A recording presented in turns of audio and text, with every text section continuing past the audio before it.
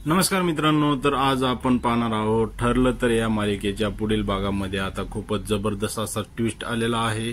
कारण आता जनता चाळीमध्ये मधुभाऊंच्या घरापाशी अर्जुनला खूप सारे गुंड हे मारायला आलेले असतात आणि अर्जुन आणि त्यांच्यामध्ये खूप जबरदस्त अशी फाईट चाललेली असते आणि तिकडे आता सगळे चाळीतील लोक जमा झालेले असतात। मधुभाऊ आणि सायली, कुसुमताई हे सुद्धा जमा झालेले असतात आणि सायली मोठमोठ्याने ओरडत असते की अहो त्यांना मारू नका, परंतु ते गुंड आणि अर्जुन यांच्यात खूप जबरदस्त अशी फाईट चाललेली असते। तेव्हा आधी अर्जुन त्या गुंडांना खूप मारत असतो, सगळ्या गुंडांशी सामना करत असतो, परंतु अर्जुनला एका गुंडानं पकडून त्याच्या डोक्यामध्ये एक लाकडी असा दांडका मारलेला असतो। त्यामुळे अर्जुन आता खाली पडलेला असतो आणि सायली मोठमोठ्याने ओरडत असते, तर तिला मधुभाऊंनी धरून ठेवलेलं असतं। तेव्हा सायली मधुभाऊंना सांगत असते की मधुभाऊ, अहो अर्जुन सर आपल्यासाठी खूप महत्वाचे आहे, तुमच्या केसमध्ये आणि माझ्या आयुष्यामध्ये त्यांचं खूप मोठं स्थान आहे, त्यामुळे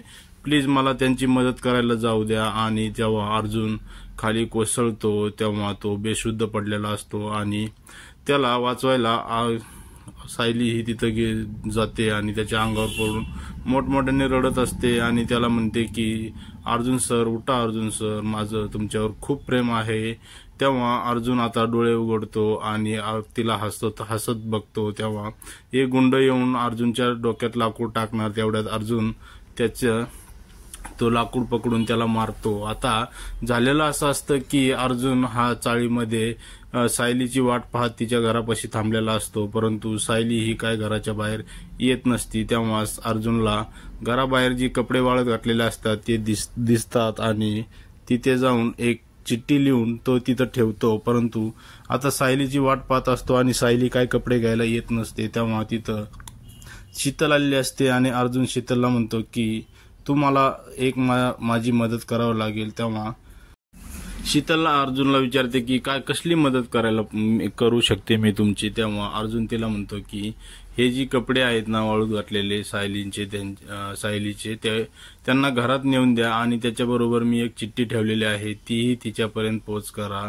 आणि त्या कपड्यामध्ये गुंडाळून शीतल आता ती कपडे घेऊन सायलीच्या घरात गेलेली असते आणि तिकडे कुसुमताई आणि सायली ह्या दोघी बोलत बसलेल्या असतात। तेव्हा शीतल तिथे जाऊन त्यांना म्हणते की अगं सायली, हे कपडे किती वेळचे झाले तुम्ही बाहेर वाळत घातलेले आहेत, तेव्हा ते आता वाळून चालले आहेत, तर मी ते तुम्हाला द्यायला आले आहे। आणि ती असं बोलून ती सायलीला म्हणते की सायली, तुझा आणि अर्जुन भाऊचा जो जोडा आहे ना तो एकदम मेड फॉर इच आहे। आणि असं बोलल्यानंतर कुसुमताई तिला सायली म्हणते की अगं हे काय आता नवीनच। तेव्हा कुसुमताई तिला म्हणते की अगं तो बाहेर जो बसलेला आहे ना त्याच्यामुळे ती तसं बोलली असेल। तेव्हा सायली कपडे घेऊन घरात चाललेली असते, तेवढ्यात तिथे एक चिठ्ठी पडते आणि ती चिठ्ठी पटकन कुसुमताई उचलून घेतात आणि म्हणतात की मला वाचू दे। तेव्हा सायली त्यांच्या हातातून ती चिठ्ठी हिसकून घेते आणि वाचते। त्यामध्ये असं लिहिलेलं अर्जुनने लिहिलेलं असतं की तुमच्या ओढणीचा जो सुगंध आहे तो माझ्यापर्यंत पोहोचला आहे आणि मिसेस सायली, माझं तुमच्यावर खूप प्रेम आहे, परंतु मला एकदा तुम्हाला आता पाहायची खूप इच्छा झालेली आहे, त्यामुळे मी तुमच्या घराच्या बाहेर आता बसलेलो आहे आणि प्लीज तुम्ही येऊन मला एकदा तुमचा चेहरा दाखवा, म्हणजे मी इथून जाईल। आणि त्यामध्ये त्यांनी प्रेमाच्या खूप साऱ्या गोष्टी लिहिलेल्या असतात आणि ती चिठ्ठी आता कुसुमताई सायलीच्या हातातून हिसकून घेऊन वाचतात। तेव्हा कुसुमताईंनाही खूप मजा येत असते आणि सायली ही खूप लाजत असते। आता इकडे अस्मिताला आता तन्वीने खूपच हवा भरलेली असते, त्यामुळे अस्मिता ही चिडलेली असते आणि आता ती घरातील लोकांवरती खूपच राग काढायला चालू करते। आणि खाली इकडे कल्पना आणि पूर्णाजी ह्या बोलत बसलेल्या असतात। तेव्हा तिथे येऊन अस्मिता म्हणते की तुम्ही खूप खुश आहात ना आता। तेव्हा कल्पना आणि पूर्णाजीला काही समजत नाही की ही कशाबद्दल बोलत आहे। तेव्हा कल्पना म्हणते की अगं तू कुणाबद्दल बोलत आहेस। तेव्हा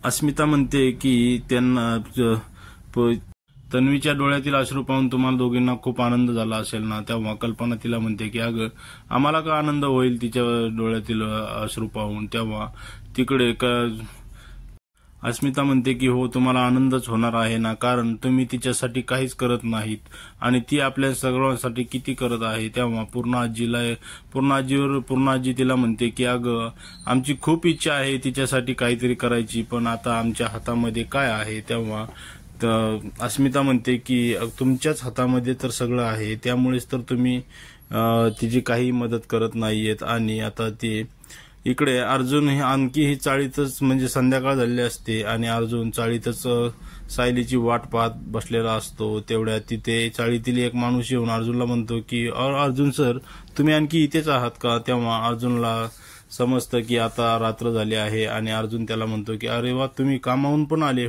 तेव्हा तो माणूस म्हणतो की हो मी सकाळी गेलो तेव्हाही तुम्ही इथेच होतात आणि आता मी कामावरून आलो आहे तरी तुम्ही इथंच आहे. तेव्हा चैतन्य तिथं येतो आणि चैतन्य अर्जुनला मोठमोठ्याने हाक मारतो की अर्जुन अरे मी दिवसभर तुला किती कॉल केले, तेव्हा तू एकही कॉल माझा घेतलेला नाही आणि मी दिवसभरात 4 मीटिंग करून आलो आहे तरी तू इथेच आहेस. तेव्हा अर्जुन त्याला म्हणतो की हो कारण मिसेस सायलींना मी आज पाहू शकलो नाही दिवसभरामध्ये, त्यामुळे मी आता इथेच बसून आहे. तेव्हा चैतन्य त्याला म्हणतो की मी दिवसभरामध्ये 4 मीटिंग केल्या आहेत तरी तुला आणखी सायली सोबतची एक मीटिंग सुद्धा करता आलेली नाही. तेव्हा अर्जुन त्याला म्हणतो की अरे काय करणार, सायली घराच्या बाहेरच यायला तयार नाही. आणि तेव्हा चैतन्य त्याला म्हणतो की तुम्ही लैला मजनू सारख्या प्रेमामध्ये बुडालेला आहात. तेव्हा तिकडे अर्जुन त्याला म्हणतो की हो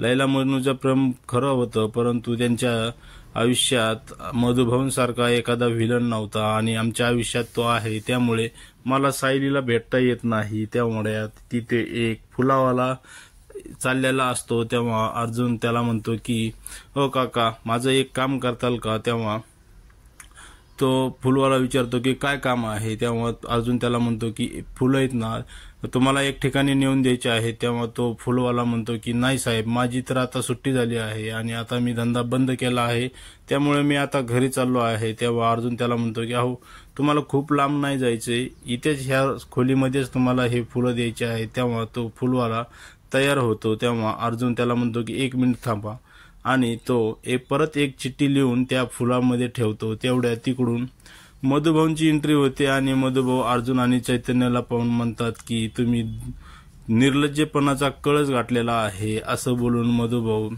पुढे जातात. तेव्हा अर्जुन मधुभाऊंना थँक्यू असं म्हणतो. तेव्हा चैतन्य त्याला म्हणतो की अरे ते तुझं कौतुक नव्हते करत. तेव्हा अर्जुन त्याला म्हणतो की हो त्यांची अशीच सवय आहे, ते असेच कौतुक करतात. तेव्हा आता तो फुलवाला त्या दारामध्ये पोचलेला असतो आणि मधुभाऊ तिथे जाऊन त्याला विचारतो अरे तू तर तिकडे बाजारामध्ये फुल विकत असतोस ना, मग आज इकडे कसं काय आलास. तेव्हा तिथे कुसुमताई बाहेर आले असते आणि अर्जुनला पण आता टेन्शन आलेलं असतं की मधुभाऊ त्याला हाकलून लावतील का काय, परंतु अर्जुन कुसुमताईला खुणावून सांगतो की ते फुलं मीच पाठवले आहेत. तेव्हा कुसुमताई मधुभाऊंना म्हणते की अहो मधुभाऊ मीच बोलवलं होतं यांना फुलं घेऊन, कारण उद्या आपल्याला हार बनवायचा आहे ना.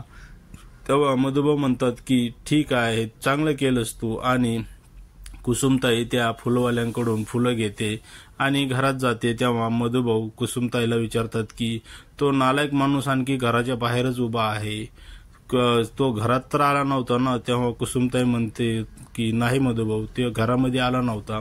आणि मधुभाऊ म्हणतात की सायली कुठे आहे, ती तर गेली नव्हती ना घराच्या बाहेर. तेव्हा कुसुमताई त्यांना म्हणते की नाही मधुभाऊ सायली तर किचनच्या बाहेर सुद्धा आलेली नाहीये पूर्ण दिवस. तेव्हा कुसुमताई आता ते फुलं घेऊन किचनमध्ये गेलेले असते आणि सायली स्वयंपाक करत असते. तेव्हा सायलीला कुसुमताई फुलं देऊन म्हणते की सायली तू ना ह्या फुलांचा तर गजराच केला पाहिजेस, कारण ते तुझ्या अर्जुनने फुलं पाठवलेले आहे. तेव्हा सायली ते फुलं उघडून पाहते तर त्याच्यामध्ये एक चिठ्ठी लिहिलेली असते आणि ती अर्जुनने लिहिलेली असते. आणि अर्जुनने असं लिहिलं असतं की त्या फुलांमध्ये फुलं तरी थोडे कोमजले आहेत, पण फुलांपेक्षाही तुमचा ताजा तवाना चेहरा मला पाहायचा आहे मिसेस सायली. तेव्हा प्लीज तुम्ही किचनच्या खिडकीमध्ये येऊन तरी मला एकदा मला पाहू द्या. तेव्हा सायली ती चिठ्ठी वाचून खूप म्हणजे आनंद होतो आणि ती किचनमध्ये थांबलेली असते. तेव्हा अर्जुन आता चैतन्याला म्हणतो की तू 1 मिनिट थांब, आणि तो पळत जाऊन किचनच्या खिडकीमध्ये जाऊन मिसेस सायलीला पाहतो. तेव्हा सायली त्याला पाहते आणि दोघंही खूपच प्रेमाने एकमेकांना पाहत असतात आणि अर्जुन तिला खुणावत असतो की तू खूप आज छान दिसत आहेस आणि माझं तुझ्यावर खूप प्रेम आहे असं बोलून आता अर्जुन आता सायलीला बाय करून निघालेला असतो. आणि इकडे घरामध्ये आता कल्पना आणि तन्वी ह्या दोघी बोलत बसलेल्या असतात आणि तन्वी कल्पनाला म्हणत असते की कल्पना मामी तू किती थकल्यावानी दिसत आहेस ग. तेव्हा कल्पना तिला म्हणते की हो ग, मी आधी खूप टेन्शन घ्यायचे त्यामुळे मला थोडंसं थकल्यासारखं वाटत आहे, परंतु आता मी इथून पुढे कुठलंही टेन्शन घेणार नाही आणि मी आता खूप खुश राहणार आहे. तेवढ्यात अर्जुन त्या दोघींचं बोलणं बाहेर थांबून ऐकत असतो आणि तन्वी कल्पनाला म्हणत असते की मामी तू ज्या गोष्टीचं टेन्शन घेत होतीस म्हणजे ते सायलीचं, ती आता आपल्या घरातून निघून गेली आहे. आता त्यामुळे आता आपल्या घरात फक्त आनंदी वातावरण राहिलं पाहिजे याची तू काळजी घे आणि आता तू नेहमी आनंदी राहा. बस एवढंच बोलते आणि म्हणते की तू आता आराम कर, मी जरा बाहेर जाऊन थांबते. आणि तन्वी घराच्या बाहेर पडते तेव्हा तिला तिकडे अर्जुन हा दारामध्ये उभा दिसतो. तेव्हा तन्वी अर्जुनला म्हणते की अरे अर्जुन तू कधी आलास, आणि थांब मी तुझ्यासाठी तुझी कॉफी बनवून आणते, तेव्हा किंवा तुला भूक लागली असेल तर मी जेवायला वाढू का. तेव्हा अर्जुन तिला म्हणतो की हे घर माझं आहे आणि ह्या घरचा मी एक सदस्य आहे. तेव्हा तू तर या घरामध्ये गेस्ट म्हणून आले आहेस आणि तू त्या गेस्ट प्रमाणेच राहा, मला काही नको आहे, तू आता इथून जा असं बोलून तन्वीला अर्जुन काढून देतो. आणि तो म्हणतो की मला मला थोडं बोलायचं आहे असं बोलून तो तिच्या रूममध्ये येतो. आणि इकडे तन्वी खाली जायचं नाटक करून परत वरती येऊन त्यांच्या दोघांमध्ये काय संभाषण चाललेलं आहे हे ऐकण्यासाठी दरवाजातच थांबलेले असते. तेव्हा अर्जुन कल्पनापाशी जाऊन बसतो आणि म्हणतो की मम्मा तू कशी आहेस. तेव्हा ती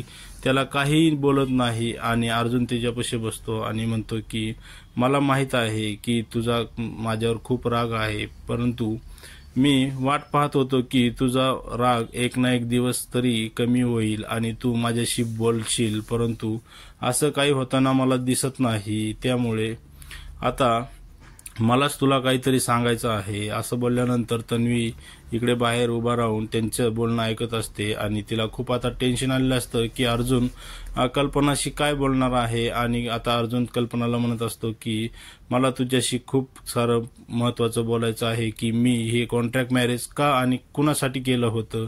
आता ह्याचाच उलगडा आता पुढील भागामध्ये अर्जुन कल्पनापाशी करणार आहे आणि जे अर्जुनला मारायला गुंड आलेले आहेत ते कुणी आणि कशासाठी पाठवले आहेत हेच आता आपण पुढील भागामध्ये पाहणार आहोत. तेव्हा तुम्ही आपल्या चॅनलला सबस्क्राईब करायला विसरू नका, कारण सगळ्यात आधी आपण ह्या मालिकेचे जे रिव्ह्यू आहेत ते तुमच्या सगळ्यांसमोर आपण ठेवत असतो.